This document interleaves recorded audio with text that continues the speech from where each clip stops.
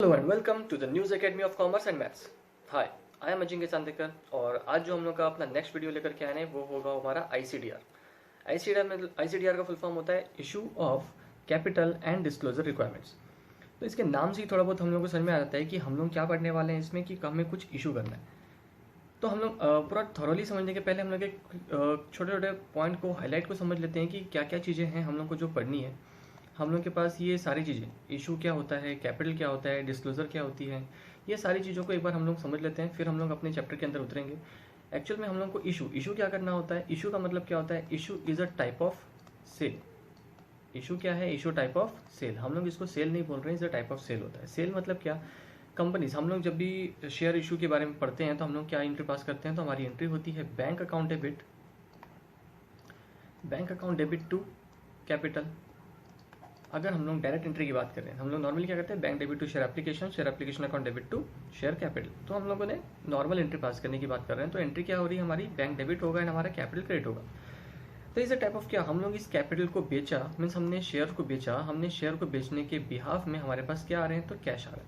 तो is a type of sale. हम लोग इशू को किस तरीके से समझेंगे, किस एंगल से लिया जाता है। इशू को हम लोग को एक टाइप ऑफ सेल के एंगल से लिया जाता है। वो प्रॉपरली सेल नहीं होता, क्योंकि शेयर्स किसी न किसी तरीके से वो एक दूसरे के थ्रू ट्रांसफर किया जाता है, कभी भी सेल किया जा सकता है। जो नॉर्मल सेल में ये पॉसिबिलिटीज़ नहीं होती हैं। शेयर्स को बाईबैक की भी किया जा सकता है, जो पॉसिबिलिटीज़ हमारे नॉर्मल सेल्स में नहीं होती है। इसलिए हम लोग इसको टाइप ऑफ सेल समझ रहे हैं, इज नॉट ऑफ सेल। बस हम लोग को ये समझना है कि जब भी कुछ इशू होता है तो हमारे पास कुछ ना कुछ मनी आने वाली है, कुछ ना कुछ फंड आने वाला है। That will be only possible in the case of sale. तो जैसे हम लोग सेल करते हैं, हमारे पास से कुछ जाता है, हमारे पास कुछ जाता है, and that the same existence is possible in the case of issue. Means हम लोगों ने शेयर्स इशू किए, हमारे पास से शेयर्स गए, हमारी कंपनी के पास से शेयर्स गए और हमारे पास क्या आ रहे हैं, तो कैश आ रहे हैं। तो इशू का मतलब क्या होता है, टाइप ऑफ सेल। और यहाँ पर कैपिटल मतलब हम लोग नॉर्मली जो अभी तक के हम लोगों ने आइडिया में, हमारे नॉलेज में था, जब भी हम लोगों ने शेयर इशू किया हमारा कैपिटल क्रिएट होता है। हम लोग डिवेंचर इशू करते थे तो हम लोग का कैपिटल क्रिएट नहीं होता है। बट हम लोग को यहाँ पर इशू ऑफ कैपिटल के अंदर क्या क्या समझना होगा, तो कैपिटल के अंदर शेयर्स भी होंगे, हमारे पास डिवेंचर्स भी होंगे, और प्लस हम लोगों को कन्वर्टिबल सिक्योरिटीज़ के बारे में भी बात करना है। ठीक, इट मीन्स इस चैप्टर में देखो, इस चैप्टर को हम लोग अभी मैंने शुरू नहीं किया, हम लोग बस समझने वाले हैं कि इस चैप्टर के अंदर क्या क्या हो सकता है पॉसिबिलिटीज, फिर हम लोग आगे जाएंगे। तो हम लोग जब इशू के बारे में बात करेंगे तो हम लोग सिर्फ एक शेयर्स के बारे में बात नहीं कर रहे होंगे, तो हम लोग shares, debenture and convertible securities सब के बारे में बात कर रहे होंगे। तो जब भी हम लोग शेयर इशू करेंगे फॉर मनी, तो वो जो इशू किसके लिए होगा, तो शेयर्स के लिए होगा, डिवेंचर्स के लिए होगा एंड कन्वर्जन ऑफ सिक्योरिटीज़ के लिए होगा। तो ये तीनों चीज़ों को एक साथ इशू किया जाएगा। मतलब हम लोग को बार बार अलग अलग बाइफरकेट करने की जरूरत नहीं है, एलेबरेट करने की जरूरत नहीं है कि अब हम लोग क्या क्या इशू कर रहे हैं। हम लोग इनमें से कुछ भी चीज़ इशू कर सकते हैं जो आईसीडीआर में कवर होगा। Next is disclosure. Disclosure means क्या होता है यार, ये तो पता ही होगा हमें कि डिस्क्लोजर मीन्स शो करना। हम लोग को सारी चीज़ों को ट्रांसपेरेंसी के लिए हम लोग शो करते हैं, डिस्क्लोज करते हैं फॉर व्हाट, फॉर ट्रांसपेरेंसी। तो हम लोग ट्रांसपेरेंसी के लिए हम लोग सारी चीज़ों को शो करते हैं, हम लोगों ने क्या परचेज किया, क्या सेल किया, हर चीज़ों को अगर हम लोग को शो करना पड़ता है तो that is only for the transparency, कि हम लोग के पास, हम लोग कोई भी चीज़, किसी भी चीज़ों का फ्रॉड नहीं कर रहे हैं। ट्रांसपेरेंसी किस चीज़ की होती है, हम लोग अगर डिस्क्लोज करते हैं तो ट्रांसपेरेंसी ऑफ कंप्लायंस। एक तो बहुत बड़ा रीज़न ये भी होता है कि हम लोग कंप्लायंस कर रहे हैं, इसलिए हम लोग ट्रांसपेरेंसी रखते हैं। दूसरा कि नॉट हैविंग अ फ्रॉड, हमारे कंपनी में फ्रॉड नहीं हो रहा है और फ्रॉड होने के चांसेस बहुत ही कम हैं, ये शो करने के लिए भी हम लोग ट्रांसपेरेंसी रखते हैं। तो that is a disclosure. Disclosure मतलब क्या, कि हम लोगों को इशू करना है शेयर्स, उसके लिए हम लोगों ने जो जो फॉर्मेलिटीज़ को पूरा किया है, उन फॉर्मेलिटीज़ को हमने पूरा किया तो है ही, प्लस हम लोग इन सारी चीज़ों को डिस्क्लोज करने वाले हैं। तो ये हमारा डिस्क्लोज होगा। एंड रिक्वायरमेंट्स मतलब वही चीज़ हमें इस रेगुलेशन के थ्रू पता चलेगी क्या क्या रिक्वायरमेंट्स हैं जिनको हमें डिस्क्लोज करना होगा। ठीक है, अब आते हैं सबसे इंपॉर्टेंट पॉइंट की रेगुलेशन। रेगुलेशन क्या होता है। रेगुलेशन से हम लोग ये देख लेते हैं कि हम लोग को हैबिट होती है हर जगह में आगे एक्ट फिट करने की। मतलब अगर हम लोगों ने सुना है सेबी, तो सेबी एक्ट सुना है। अगर हम लोगों ने कंपनी सुनी है तो कंपनीज के लिए बनाई गई कंपनीज एक्ट सुनी है। अगर हम लोगों ने इनकम टैक्स के बारे में पढ़ा है तो हम लोगों ने इनकम टैक्स के लिए जो बना हुआ एक्ट है उस एक्ट के बारे में सुना हुआ होगा। तो हर चीज़ों, इंश्योरेंस होते हैं तो इंश्योरेंस एक्ट होता है, बैंकिंग होती है तो बैंकिंग एक्ट होते हैं। तो मतलब क्या, हर चीज़ों के सामने हमें एक्ट सुनने की हैबिट होती है। बट यहाँ पर क्या हो रहा है, हम लोग एक्ट नहीं पढ़ने वाले, हम लोग क्या पढ़ने वाले हैं, तो हम लोग पढ़ने वाले हैं रेगुलेशन। तो what is difference between an act और अ रेगुलेशन। तो देखो, एक्ट के बारे में तो हमें नॉर्मली पता होता है कि ये एक्ट कैसे बनता है। एक्ट कैसे बनता है, एक्ट में बोथ हाउसेस पास करती है एक बिल, तो वो बिल जब पास होता है एंड बिल जब वो प्रेसिडेंट के थ्रू एसेंट होता है उसे बोला जाता है एक्ट। ठीक, पहले बोथ बिल पास करती है, both the house of parliament क्या करते हैं, उन्हें एक्सेप्ट करते हैं, जब वो एक्सेप्ट करते हैं वो बिल बनता है, बिल को पास करते हैं अपने प्रेसिडेंट के पास। जब प्रेसिडेंट हमारे उनको एसेंट दे देते हैं कि it is allowed to exit in our country, तो वो हमारे लिए क्या बन जाता है, हमारा एक्ट बन जाता है। मतलब क्या, किसी भी एक्ट को बनने के लिए किन किन चीज़ों की ज़रूरत पड़ती है, तो पार्लियामेंट की ज़रूरत पड़ती है प्लस प्रेसिडेंट के एसेंट की ज़रूरत पड़ती है। बट जब रेगुलेशन की बात हो रही होगी तो रेगुलेशन किसके थ्रू बनता है, तो रेगुलेशन उसी एक्ट के थ्रू बनता है जिस एक्ट को पास किया गया है हमारे पार्लियामेंट के थ्रू। मतलब हमारे जो एक्ट होते हैं वो एक्ट किसके ऊपर बेस्ड थे, तो वो पार्लियामेंट और प्रेसिडेंट के ऊपर बेस्ड थे। बट हमारे रेगुलेशन की बात करेंगे तो रेगुलेशन किसके ऊपर बेस्ड हो जाएंगे, तो एक्ट के ऊपर बेस्ड हो जाएंगे। तो हम लोग जो पढ़ने वाले हैं वो किसके बारे में पढ़ने वाले हैं, तो हमारे रेगुलेशन के ऊपर पढ़ने वाले हैं। अब ये जो रेगुलेशन आया, अब हम लोग को रेगुलेशन अगर समझ में आ गया कि ये किसके ऊपर बेस्ड है, तो एक्ट के ऊपर बेस्ड है। अब हम लोग को उस एक्ट के बारे में थोड़ा समझना होगा कि ये कौन से एक्ट के थ्रू आया हुआ है। तो ये नॉर्मली हम सबको पता है कि किस चैप्टर के अंदर बेस्ड है, तो ये सेबी के अंदर बेस्ड है। तो ये हमारा किस एक्ट के थ्रू बना होगा, तो सेबी एक्ट के थ्रू ही बना होगा। तो ज़्यादा तो नहीं, बट हम लोग थोड़ा बहुत एलैबोरेट कर सकते हैं हमारे सेबी एक्ट के बारे में, ताकि हम लोग को इस चैप्टर में क्या होने वाला है वो थोड़ा सा आइडिया मिल जाए। तो सेबी एक्ट के अंदर क्या होता है, सेबी एक्ट के अंदर हमारे जितने भी सिक्योरिटीज़ होती हैं उनको सिक्योरिटी देने का काम होता है हमारे सेबी का। सिक्योरिटीज़ इन द सेंस हमारे शेयर्स जो होते हैं, वो सारे जितने भी शेयर्स होंगे, वो शेयर्स जब कोई परचेस करेगा उनके पास एक सेफ्टी होनी चाहिए कि हम लोगों ने किसी कंपनी में इन्वेस्ट किया है तो हमारी कंपनी में जो पैसे हैं वो सेफ़ रहें। मीन्स अगर हम लोगों ने किसी बैंक में इन्वेस्ट किया तो बैंक में पैसे क्या होने चाहिए, सेफ़ होने चाहिए। कोई भी बैंक आज की डेट में कभी भी फ्रॉड कर सकता है, जो आज की डेट में हम लोग को पता है बहुत सारे फ्रॉड्स होते हैं। तो मान लो हमने किसी बैंक में इन्वेस्ट किया, वो बैंक जेन्युइन नहीं थी और हम लोगों ने किसी बैंक में इन्वेस्ट किया और वो बैंक हमारे पैसे लेके भाग जाती है। तो ये बैंक में पैसे सेफ हैं या नहीं, इसकी गाइडेंस कौन देखता है, इसकी सेफ्टी को कौन हैंडल करता है, तो वो होती है आरबीआई। ठीक, वो एक्ट के थ्रू होता है। वो कौन से एक्ट के थ्रू होता होगा, तो वो बैंकिंग एक्ट के थ्रू होता होगा। वैसे ही हम लोगों ने किसी कंपनी में इन्वेस्ट किया, हम लोगों ने जैसे बैंक में पैसे देते हैं वैसे हम लोग किसी कंपनी में भी इन्वेस्ट कर सकते हैं। तो अगर हम लोगों ने किसी कंपनी में इन्वेस्ट किया, अब वो कंपनी सही है या नहीं, वो कंपनी जेन्युइन है या नहीं, ये सारी चीज़ें कौन हैंडल करेगा, तो वो सारी चीज़ें हैंडल करने वाले होते हैं हमारे सिक्योरिटीज़ एक्ट। ये जो सिक्योरिटी एक्ट है वो कौन सी एक्ट है, तो सेबी एक्ट। ठीक, तो इन्हीं सेबी एक्ट का काम क्या है कि हम लोग को जब भी कंपनी में इन्वेस्ट करना होता है तो कंपनी को जब भी शेयर्स के थ्रू पैसे की ज़रूरत होती है तो उनको पहले अपने आप को लिस्टेड कराना होता है। ठीक, मतलब मान लो एक कंपनी है, ये कंपनी को शेयर इशू करना है, और शेयर इशू करने का मतलब क्या, इनको चाहिए मनी, फंड। इस फंड का नाम क्या होगा, तो कैपिटल। अच्छा, कैपिटल और लोन में फ़र्क क्या होता है। कैपिटल मतलब क्या होता है, अगर हमारे इंटरनल पर्सन्स जो हमारे कंपनी के लिए रिस्क लेने के लिए रेडी हैं, वो पर्सन्स हमारे कंपनी में इन्वेस्ट करते हैं, उस अमाउंट को बोला जाता है कैपिटल। वैसे ही हम लोग अब शेयर में इन्वेस्ट करना चाहते हैं किसी कंपनी में, मतलब हम लोग उस कंपनी के अंदर रिस्क में इन्वॉल्व होने वाले हैं। प्रॉफिट होगा तो प्रॉफिट मिलेगा, लॉस होगा तो लॉस भी बियर करना पड़ेगा। ऐसे सिचुएशन में हम लोग हैं और हम लोग उस कंपनी का रिस्क बियर करने वाले हैं, तो that is we are the owner of that company. और ऐसे कंडीशन में हम लोगों ने जो पैसे दिए उसको बोला जाएगा कैपिटल। तो जो मनी, कंपनी को मनी चाहिए इन अ टर्म ऑफ कैपिटल, तो कैपिटल में जब कंपनी को पैसे चाहिए तो कंपनी को अपने तरफ से कुछ तो इशू करना होगा, तो वो होता है शेयर। तो कंपनी अपने तरफ से क्या इशू कर रही है, कंपनी अपने तरफ से इशू कर रही है वो होगा शेयर्स। ये पहला पॉइंट। अब कंपनी ने जब शेयर इशू किया, अब हमारे पास एक सबसे बड़ा क्वेश्चन आ गया कि हमने पैसे तो देने थे और दे दिए, क्या वो कंपनी हमें टाइम पे रिफंड देगी, डिविडेंड देगी। ये सारे क्वेश्चंस के आंसर हम लोग को देखने की ज़रूरत नहीं है अगर ये कंपनी शेयर इशू करने के पहले लिस्टेड है। ठीक, तो कंपनी को लिस्टेड होना पड़ेगा, मीन्स ऑथोराइज होना पड़ेगा।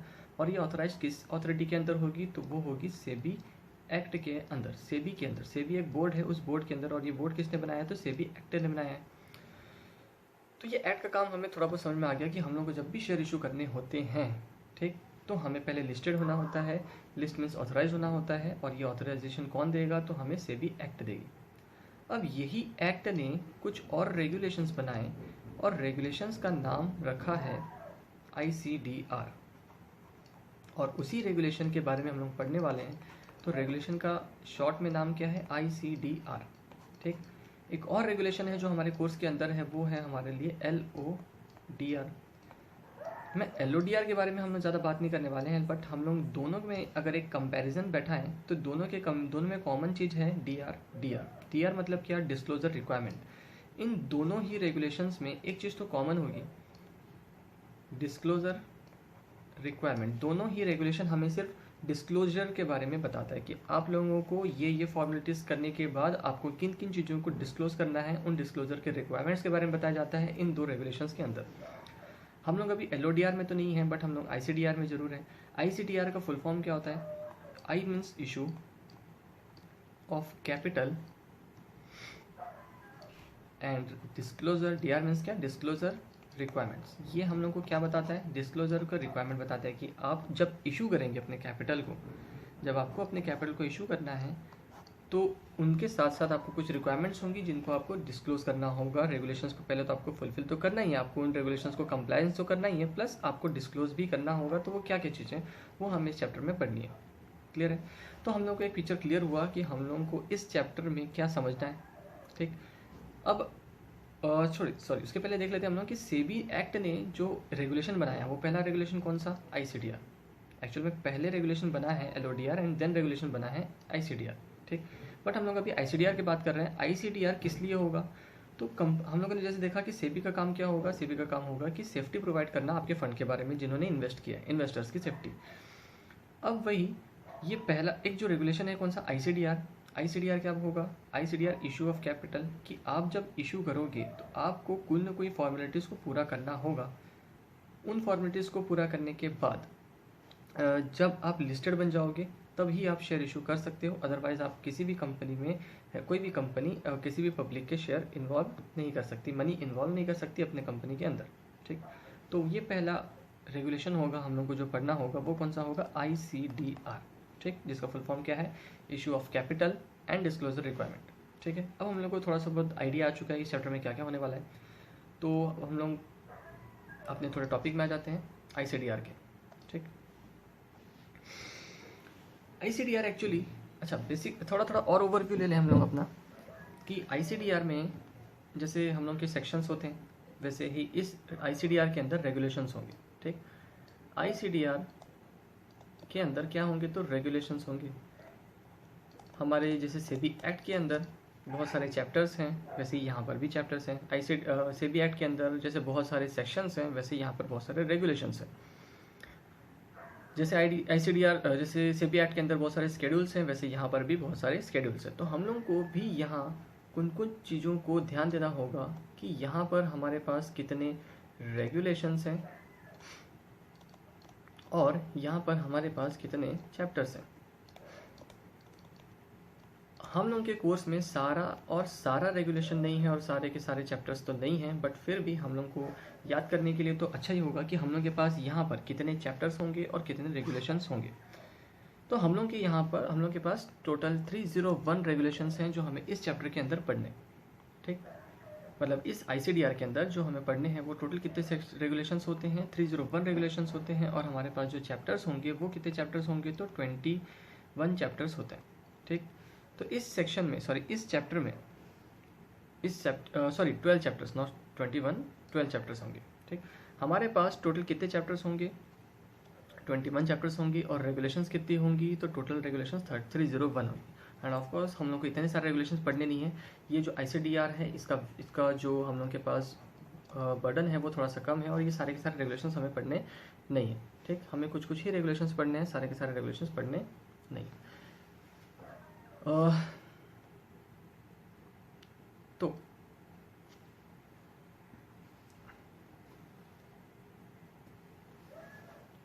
ओके,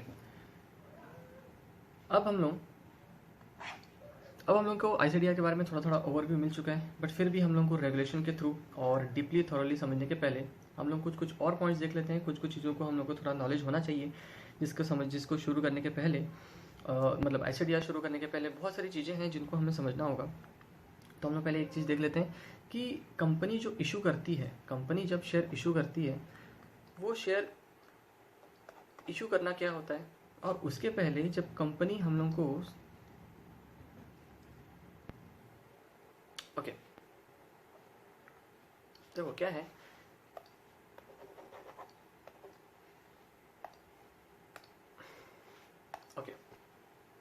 तो हम लोग को इस चैप्टर में पहले तो ये देख लेते हैं कि जब कंपनी शेयर इशू करना चाहती है मीन्स क्यों इशू करना चाहती है, क्योंकि उन्हें है मनी का रिक्वायरमेंट। जब कंपनी को मनी चाहिए होता है तो कंपनी क्या करेगी, कंपनी को फंड चाहिए होगा तो कंपनी के पास दो ऑप्शन होते हैं, ठीक। एक तो कॉमन ऑप्शन होता है वो हमारे पास होता है वो लोन का, ठीक। और एक होता है वो कंपनी में कैपिटल के थ्रू, ठीक। अब कैपिटल के थ्रू भी कंपनी के पास बहुत सारे ऑप्शंस होते हैं, ठीक। एक होता है पब्लिक इशू, मीन्स कंपनी क्या करे, पब्लिक इशू करे। पब्लिक इशू जो होते हैं वो भी अपने आप में दो टाइप के होते हैं, एक होते हैं IPO और एक होता है FPO। खैर हम लोग अब सारी चीज़ों का डिटेल में बताऊंगा, बट यहाँ पर ध्यान दे दो कि क्या क्या हो रहा है। कंपनी को जब पैसे की ज़रूरत थी, हम लोग लोन के क्राइटेरिया में नहीं है, अभी हम लोग लोन के बारे में नहीं समझने वाले, हम लोग को क्या है कैपिटल। कैपिटल में सबसे पहला तरीका और एकदम कॉमन तरीका होता है वो क्या, पब्लिक इशू। पब्लिक इशू में दो तरीके आ गए। पब्लिक इशू मतलब क्या, हम लोगों को पब्लिक में सेल करना है, पब्लिक में क्या करना है, सेल करना है, सेल ऑफ व्हाट, शेयर्स। मैंने बताया था कि इस इशू को हम लोग को क्या समझना है, इशू टाइप ऑफ सेल।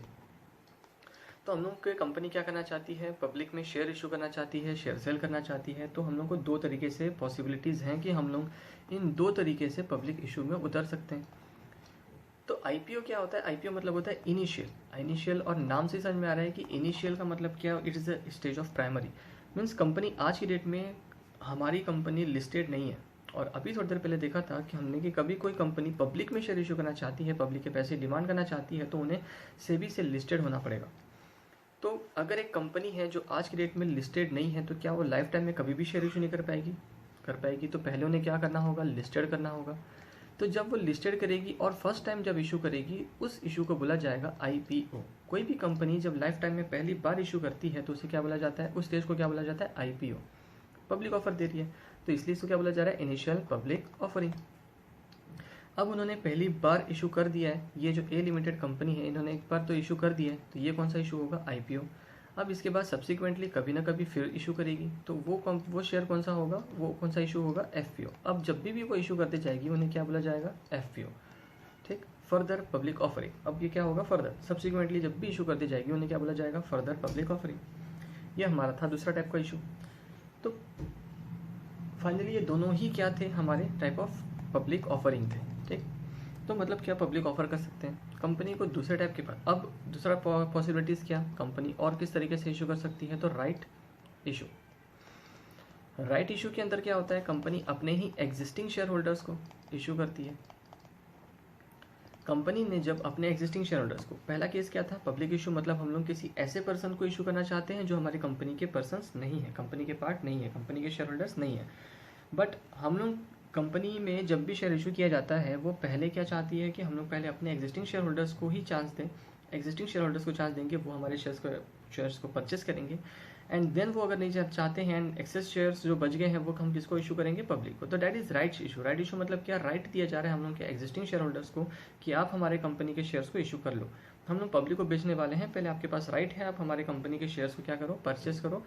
आप अगर परचेस नहीं करते हो, आप अपने राइट को रिलिंक्विश करते हो, तो आप ये पॉसिबिलिटीज हम लोग किसको दे देंगे, पब्लिक इशू में ट्रांसफर करेंगे। But in short right issue क्या होगा, राइट इशू होता है हमारे लिए हमारे ही एग्जिस्टिंग शेयर होल्डर्स के पास राइट पहुंचाना कि आप हमारे कंपनी के शेयर्स को परचेस करो, हम लोग सेल करने वाले हैं, क्लियर है। और कौन सी पॉसिबिलिटीज़ होती हैं, प्राइवेट प्लेसमेंट होता है।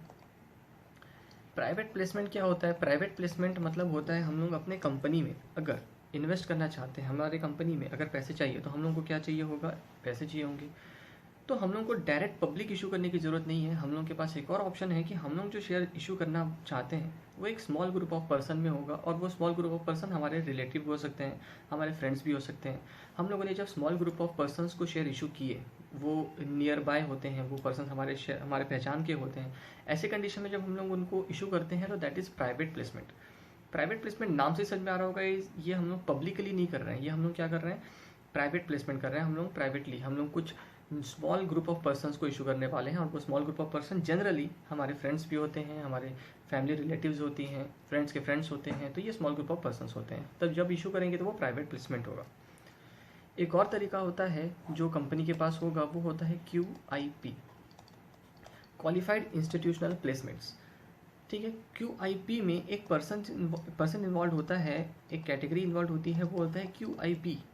QIB प्लस प्राइवेट प्लेसमेंट जब इन्वॉल्व होता है तब इसे बोला जाता है क्वालिफाइड इंस्टीट्यूशनल प्लेसमेंट। ठीक, इन शॉर्ट हम लोग को अगर बहुत ही जनरल लैंग्वेज में अगर हम लोग समझते हैं QIP को, तो QIP क्या होगा, QIBs को अगर हम लोगों ने प्राइवेट प्लेसमेंट किया तो वो होगा हमारा QIP। प्राइवेट प्लेसमेंट हम लोग अगर ने समझा था क्या कि वो जनरल पर्सन को दिए जा रहे हैं, हमारे रिलेटिव्स को दिए जा रहे हैं, बट वही प्राइवेट प्लेसमेंट अगर हम लोगों ने QIBs को किया है अदर देन पब्लिक, तो वो हमारा क्या बन जाएगा, क्वालिफाइड इंस्टीट्यूशनल प्लेसमेंट। अब क्वालिफाइड इंस्टीट्यूशनल प्लेसमेंट के लिए हमने क्वालिफाइड इंस्टीट्यूशनल बायर्स को इन्वॉल्व किया है। तो who are the qualified institutional buyers, तो क्वालिफाइड इंस्टीट्यूशनल बायर्स बस एक समझ लो कि बैंक को भी बोल सकते हैं क्वालिफाइड इंस्टीट्यूशनल बायर्स, बाकी हम लोग डेफिनेशन से समझेंगे कि क्वालिफाइड इंस्टीट्यूशनल बायर्स क्या होते हैं। ठीक है, तो मान लो हम लोगों ने किसी बैंक को शेयर इशू किए हैं qualified as a qualified institutional buyer, तो ऐसे कंडीशन में वो प्राइवेट प्लेसमेंट नहीं होगा, क्वालिफाइड इंस्टीट्यूशनल प्लेसमेंट होगा। ठीक है, एक और हो सकता है हमारे पास जो तरीका होता है प्रेफरेंशियल इशू। देखो ये तीनों मतलब प्राइवेट प्लेसमेंट हो गया या क्वालिफाइड इंस्टीट्यूशनल प्लेसमेंट हो गया या फिर प्रेफरेंशियल इशू हो गए, ये तीनों की तीनों एक ही कैटेगरी के हैं, ये भी प्राइवेट प्लेसमेंट है। बस ये हम लोग ऐसे पर्सन को करते हैं जिनको हम जानते नहीं हैं, ऐसा बोल सकते हैं हम लोग। ये किसको इशू कर रहे हैं, तो ये हम लोग अननोन पर्सन को कर रहे हैं।